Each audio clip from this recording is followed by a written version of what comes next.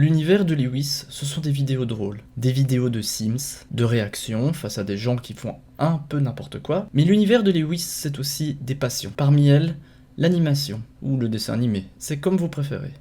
Salut tout le monde, c'est Lewis, j'espère que vous allez bien.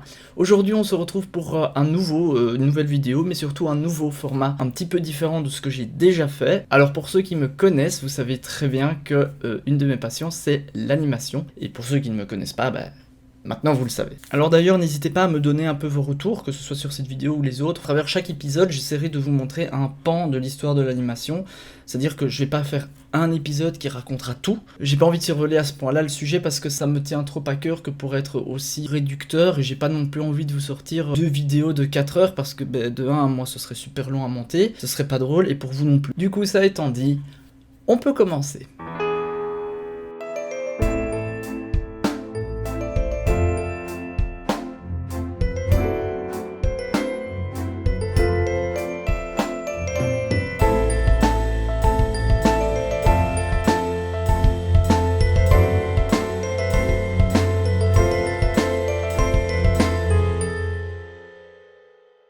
Alors, commencer, oui, mais commencer par où? Par le commencement. Alors, au commencement, il faut remonter dans le temps. Alors, à votre avis, à quand remontent les premières animations? Vous avez 2 heures. 2 heures plus tard. Grâce à la magie de la télévision, nous venons de faire passer ces 2 heures en 2 secondes. Alors, du coup, vous auriez dit plus ou moins à quelle année? Disons 1980? Ouais, il y a de l'idée, mais non, c'est pas ça. On avait déjà des choses bien évoluées à ce moment-là. Allez, encore un dernier indice. Avant 1900. Alors 1890, j'aurais pu vous donner le point, mais non, perdu. Alors en réalité, il faut remonter quelques années avant 1890, remontons donc 30 000 ans en arrière. Alors oui, c'est beaucoup, mais sur l'âge de l'univers, c'est pas grand-chose, hein, donc calmez-vous déjà. C'est la préhistoire, je suis d'accord. Alors et pourquoi remonter aussi loin? Vous allez me dire, il n'y avait pas beaucoup de télé à l'époque. Non, c'est vrai, il n'y avait pas beaucoup de télévision, c'était un très grand luxe à l'époque. C'est quelque chose qui coûtait vraiment très cher. Il y a beaucoup trop de choses insolites pour vous dans une maison d'aujourd'hui. Insolite. Oui, des tas de choses que vous ne pouvez pas connaître. Pour comprendre l'histoire de l'animation, il faut au moins remonter là. Alors déjà, il faut s'intéresser à ce qu'est la définition de l'animation. Bon, alors si on prend la définition du dictionnaire, on trouve ceci. Alors pour le dessin, représentation sur une face de la forme d'un objet, d'une figure. Animation, rendre vivant, à travers un procédé ou animer, donner la vie, insuffler la vie, une âme à quelqu'un ou quelque chose. Donc on peut comprendre que le dessin animé ou l'animation est le fait de donner, d'insuffler l'illusion de la vie à travers un procédé bien précis. En l'occurrence, des images qui se succèdent. Et là vous allez me dire, mais t'es bien gentil Lewis, mais les hommes des cavernes, ils avaient pas de papier ou de crayon à disposition. Oui, c'est comme la télé, ça coûtait très cher et les magasins étaient relativement rares, mais il faut pas forcément un crayon et du papier pour pouvoir faire du dessin animé. Ils ont dû trouver d'autres méthodes et d'autres techniques pour pouvoir créer l'idée de la vie à travers un procédé. Alors comme vous le savez, les hommes préhistoriques, tels qu'on se l'imagine un petit peu, vivaient entre autres dans des grottes. C'est dans ces grottes qu'ils peignaient des animaux, ou en tout cas des scènes de leur vie quotidienne qu'ils pouvaient voir ou vivre. Les archéologues ont relevé différents types de traces et de dessins sur les parois de ces grottes. Alors on a des images de ce genre, et des images de ce genre. Observez un instant. Si vous regardez bien, nous pouvons remarquer qu'il figure plusieurs versions d'un même animal. Il est légitime du coup de douter de ce que voulaient représenter nos ancêtres.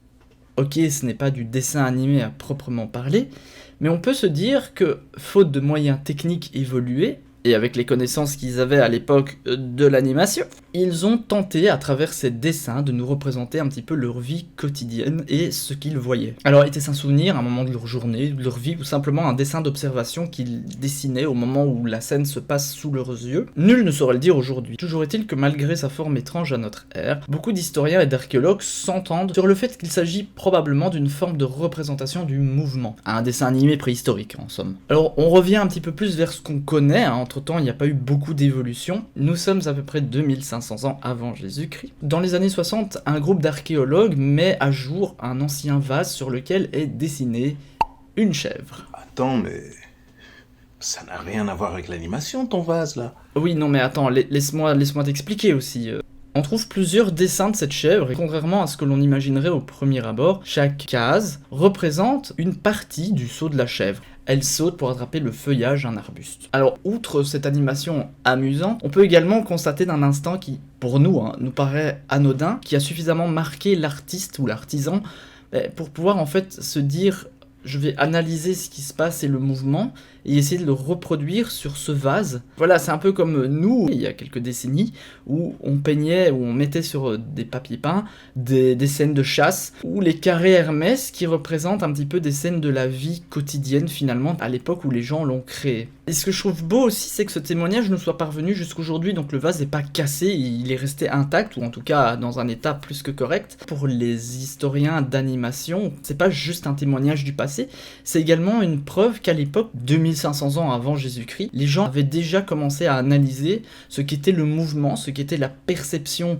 de ce qu'ils voyaient, et avaient déjà essayé de le reproduire sur des supports tels que ce vase. Sans trop le savoir, cet artiste nous a un petit peu raconté un tout petit bout de son quotidien à lui, c'est un petit peu comme si on se retrouvait réellement 2500 ans en arrière, une espèce de film de l'époque. Alors dans l'histoire de l'animation, je laisserai volontairement de côté le théâtre d'ombre chinoise, on l'inclut plus ou moins dans une évolution, mais pour moi c'est quelque chose qui n'est pas vraiment de l'animation à proprement parler, à savoir que ce n'est pas la représentation de quelque chose à travers le procédé de l'animation conventionnelle. Oui, on fait bouger des formes, mais c'est pas du dessin animé, selon moi. Alors approchons maintenant un petit peu plus le siècle des Lumières pour nous concentrer sur quelque chose que l'on connaît déjà un petit peu ou beaucoup mieux aujourd'hui par rapport à ce qu'on connaît de la préhistoire, à savoir des appareils optiques qui ont une petite histoire. Thaumatrope, phénakistiscope ou encore praxinoscope sont peut-être des mots qui vous sont inconnus, mais pour les historiens de l'animation, c'est en fait un petit peu les prémices, les premiers balbutiements d'une technique plus concrète qui va seulement commencer à évoluer à ce moment-là. Alors sans eux, on n'aurait déjà pas de poules, mais on peut se dire aujourd'hui qu'ils ont grandement contribué à l'évolution des techniques d'animation telles qu'on les a connues pendant pratiquement plus d'un siècle. Alors vous allez me dire, à quoi servaient ces objets bizarres? Alors chacun a plus ou moins le même but, tenter de faire comprendre à l'audience de celui qui explique le mécanisme de la persistance rétinienne. La quoi? La persistance rétinienne. Alors c'est lui qu'on retrouve quand vous, par exemple, vous fixez une source lumineuse et qu'après vous regardez une zone complètement unie, eh bien vous avez l'impression que cette source lumineuse existe toujours et qu'elle flotte un petit peu dans l'air. C'est également la persistance rétinienne qui, chaque instant de notre vie, nous donne cette impression et cette perception de mouvement constant. Alors revenons à nos objets bizarres. Le thaumatrope. En réalité, on retrouve déjà ce phénomène sur des pièces de monnaie que l'on faisait tourner. Un peu comme quand on joue à pile ou face et que la pièce ne tombe pas sur une face, elle tourne sur elle-même. C'est en 1825 que John Ayrton invente le thaumatrope. Littéralement, ça signifie roue à miracle. Oui, alors à l'époque, ce genre de principe optique n'était pas franchement connu et pour le commun des mortels, ça relevait plus du miracle que de la science. John Ayrton invente donc le thaumatrope. Il s'agit d'un petit disque percé à deux extrémités d'un trou par lequel passe un bout de ficelle. Sur chacune des faces de ce disque est dessinée une partie d'un dessin. D'un côté un oiseau par exemple, et de l'autre à l'envers, une cage vide. Bien que ce phénomène était plus ou moins connu, ce petit disque a donc permis à John Ayrton de donner une explication scientifique et surtout un nom à ce phénomène, la persistance rétinienne. Il permet de démontrer qu'une image reste environ 1/8 de seconde avant de disparaître. Alors en réalité l'image est déjà partie, c'est déjà plus la même, mais le cerveau lui pense qu'elle est toujours là et fusionne les deux, ce qui donne donc l'impression que l'oiseau est dans sa cage. Alors le phénakistiscope, c'est un mot pas très facile à prononcer pour les dyslexiques, j'en suis désolé, mais c'est pas moi qui l'ai inventé. Alors le phénakistiscope est lui aussi un jouet. Alors qu'est-ce qu'on appelle un jouet à l'époque? C'est pas du tout la même chose que ce qu'on voit aujourd'hui. Plus on était haut dans la société et plus on avait des jouets qui valaient cher, et avec lesquels on ne jouait pas de la même façon qu'avec des jouets qui valaient pas cher. Le phénakistiscope est un jouet dans la mesure où, c'était quelque chose qui permettait d'amuser un petit peu sur le coup les gens qui l'utilisaient. C'était pas non plus the jouet du siècle, mais ça faisait déjà son petit effet. Alors son but, comme indique son nom, il est là pour tromper le cerveau. Alors ouais, vous allez me dire, ouais non, phénakistiscope ça fait pas vraiment tromper le cerveau. Je sais, mais comme je l'ai dit, il faut un petit peu aller voir dans la racine du mot, et là on retrouve que phénakos, du grec, signifie tromper, donc c'est en quelque sorte un objet qui trompe le cerveau. Il fut inventé par le belge Joseph Plateau en 1832. Alors non, c'est pas de son nom qu'il a décidé de commencer à faire tourner un support rond. Ça n'a rien à voir. Toujours est-il que ce disque donne lui aussi l'illusion du mouvement lorsqu'il tourne. Juste qu'au lieu d'une forme abstraite, on peut y voir un mouvement, comme ici, un couple dansant. Ce qui fait le mouvement n'est pas tellement qu'il tourne, mais plutôt la vitesse à laquelle le cerveau perçoit les images. Si la rotation est trop lente, en fait le cerveau ne distingue pas grand chose. Le fait également que l'œil perçoive un instant l'image, un instant le noir, permet à la rétine de se rafraîchir de l'image précédemment reçue, et ainsi mieux recevoir l'image suivante, et le cerveau a du coup plus l'impression d'avoir une idée de mouvement que si les images étaient en continu comme ça. C'est un peu l'ancêtre de l'obturateur dans les anciennes caméras. Alors 2 ans plus tard, une autre invention vit le jour, celle du zootrope. Son principe est simple. Une série d'images étant chacune un instant d'animation est placée à l'intérieur d'un tambour qui peut tourner sur lui-même. Des fenêtres, ou plutôt de petites fentes, sont faites entre chaque image et l'utilisateur peut ainsi, en regardant à travers les fentes et en faisant tourner le tambour, observer l'animation qui se déroule sous ses yeux. Alors aujourd'hui, le zootrope est en partie précurseur du système de la caméra analogique. Je ne peux pas vous parler du zootrope sans vous citer Muybridge, Edward de son prénom, qui était durant la seconde partie de sa vie photographe. Bien que sa vie ait été un peu mouvementée, notamment par le fait qu'il a assassiné sa femme, alors vive l'ambiance. Il est surtout connu dans l'histoire de l'animation pour avoir été précurseur et initiateur dans l'art de la décomposition du mouvement, grâce à la photographie. Mais bon, pour mieux comprendre, je vais vous expliquer comment il s'est retrouvé à faire la photographie après avoir tué sa femme. Alors au début, il travaille d'abord comme photographe paysagiste, et un de ses clients, l'entraîneur équestre Leland Stanford, ce dernier lui explique, au détour d'une conversation, qu'il existe une polémique sur le galop du cheval. On est en 1872, et le physiologiste français Étienne Jules Marais affirme dans son ouvrage que contrairement à ce qui est représenté dans les peintures de chasse de l'époque, le cheval au galop ne se retrouve jamais, les 4 fers en l'air, en phase d'extension. Alors je sais pas si vous comprenez un petit peu l'histoire, mais en gros quand le cheval saute, on pense que c'est au moment de l'extension qu'il se retrouvait les 4 fers en l'air, c'est comme ça qu'on le représentait dans les différentes peintures. Étienne Jules Marais, lui, il se dit non, c'est pas pendant qu'il y a l'extension, c'est pas du tout le cas, en fait selon lui c'est une légende, une espèce de croyance populaire, et selon lui le cheval a au moins toujours, au moment de l'extension, un fer par terre, donc il touche d'office le sol à un moment. Selon lui, cette rumeur est fondée sur rien, mais il peut pas le prouver non plus. Mais du coup, il va y avoir un espèce de conflit, et on va se demander comment il y a moyen de prouver que ce soit l'une, l'autre, ou aucune des explications précitées. Et c'est là que Muybridge va entrer en scène, et il va mettre en place un système qui va permettre de prouver ce qui est en fait la vérité, que ce soit l'une, l'autre ou aucune des deux possibilités. Muybridge propose de placer plusieurs appareils photo. À l'époque, on appelait ça la chambre photographique. Le terme appareil photo n'existait pas encore. Il en dispose donc 24 le long de la piste de course, elle-même blanchie à la chaux. Le but étant de faire un contraste pour permettre au cheval de se détacher du plan et de mieux le voir. Les appareils de l'époque sont beaucoup moins performants que ceux de maintenant et ils ont besoin de beaucoup plus de lumière et beaucoup plus de contraste. On a 24 appareils à distance égale et les appareils seront donc déclenchés au passage du cheval grâce à un mini-fil qui va permettre au moment où le cheval passe de déclencher l'appareil au bon moment. Alors je vous passe les détails sur le fait que ça marche pas, que les chevaux emportent les appareils et que tout tombe.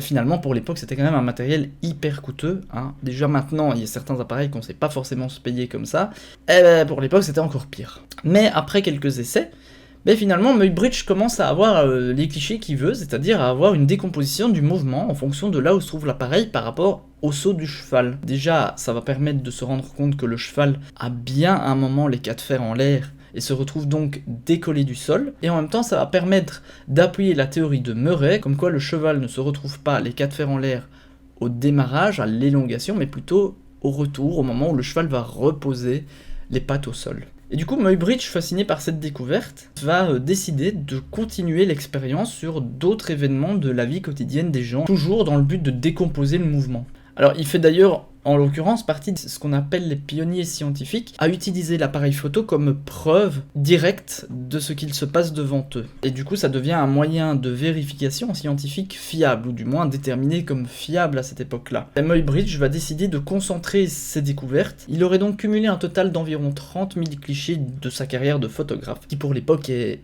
immense. Imaginez que la photographie est quelque chose d'hyper onéreux, c'est très cher à développer, ce sont des techniques hyper lourdes par rapport à aujourd'hui, et aujourd'hui on clique et c'est bon, pour peu qu'on sache un petit peu régler l'objectif, la mise au point, mais pour l'époque c'est quelque chose de très compliqué, et 30 000 clichés dans une carrière de photographe à l'époque, c'est énorme en fait. D'autant que l'appareil n'est pas hyper commercialisé, c'est pas quelque chose qu'on trouve à tous les coins de rue, c'est un appareil rare, il faut savoir le faire fonctionner. En gros, c'est quasi même l'équivalent d'un film de 40 minutes à l'heure actuelle. en supposant qu'il y ait 24 images secondes. Alors ensuite on entre dans la phase du praxinoscope. Alors à cet instant de l'intrigue, il faut que je vous parle d'un nouveau personnage qui est Émile Reynaud. Alors Émile Reynaud est un Français qui naît dans la première partie du 19e siècle, et c'est quelqu'un de curieux. Aujourd'hui on pourrait dire que c'est une sorte d'érudit, quelqu'un qui touche vraiment à tout. Alors à 14 ans il devient apprenti dans un établissement qui travaille la photographie. Ce lieu va lui permettre de mettre à profit les compétences qu'il a apprises de son père photographe, comme la retouche photo, le développement ou la mise au point d'instruments optiques et photographiques. À l'époque il faut savoir que c'était encore en pleine recherche, autant aujourd'hui on améliore ce qui existe, autant à l'époque, en fait, il n'y avait pas grand chose qui existait et du coup, il fallait découvrir et mettre au point. Pendant près de 15 ans, il va donc imaginer, penser, concevoir la plus grande invention de sa vie, le théâtre optique. C'est au musée Grévin que son invention sera présentée un vendredi 28 octobre de l'année 1892. Son théâtre optique est basé sur le principe, en plus évolué, du praxinoscope. Ce dernier utilise un jeu de miroir fixé sur un dispositif cylindrique. Cylindrique le germain. Non, c'est juste un cylindre. Donc il se base un peu sur le principe du praxinoscope qui en tournant, les miroirs reflètent un dessin présent face à eux. Ainsi, l'œil se concentre uniquement sur l'image renvoyée par le miroir, et ces derniers, limitant l'angle de vue, facilitent un petit peu plus la perception par l'œil. Le théâtre optique de Reynaud est une avancée majeure dans l'histoire du cinéma. Toutefois, il ne faut pas y voir là un modèle rudimentaire de la caméra. C'est pas vraiment une caméra primitive, mais juste une technique élaborée pour pouvoir avoir quelque chose un petit peu plus long que 6, 7, 8 images qui s'arrêtent comme ça. Ce plus grand nombre d'images permettant ainsi la projection ou la présentation d'une histoire plus longue qu'une boucle d'une douzaine de dessins. Cela dit, certains aspects techniques qui auront été élaborés plus tard prendront vraiment leurs caractéristiques du théâtre optique que Reynaud avait inventé. Par exemple, la bobine de film, dans les caméras pellicules, est directement inspirée du système du théâtre optique de Reynaud. Malheureusement, l'exemplaire restant n'est pas l'original. En effet, il s'agit d'une reproduction. Le théâtre optique d'Émile Reynaud ne rencontrant pas le succès escompté, cette situation le poussera, entre-temps désespéré et ruiné, à détruire et jeter son matériel dans la scène ainsi que les bandes qui faisaient l'animation, n'en gardant que 2 pour chacun de ses enfants. Ironie du sort, il commit l'irréparable seulement quelques jours avant la visite de Léon Gaumont, la société de production Gaumont, qui souhaitait lui racheter son théâtre optique ainsi que les bandes pour en faire don au musée des arts et métiers. Les théâtres optiques que vous pouvez voir et admirer, que ce soit en vidéo ou dans les musées, sont tous des reconstitutions d'après les images et quelques plans restants. Les films Pauvre Pierrot et Autour d'une cabine sont donc les 2 persistants et faisant trace du matériel original ayant survécu. Ces 2 rescapés étant aujourd'hui beaucoup trop fragiles pour être utilisés tels quels, ils ont été reproduits à l'identique, avec des techniques similaires mais plus solides pour pouvoir être utilisés chacun sur les différentes reproductions du théâtre de Reynaud.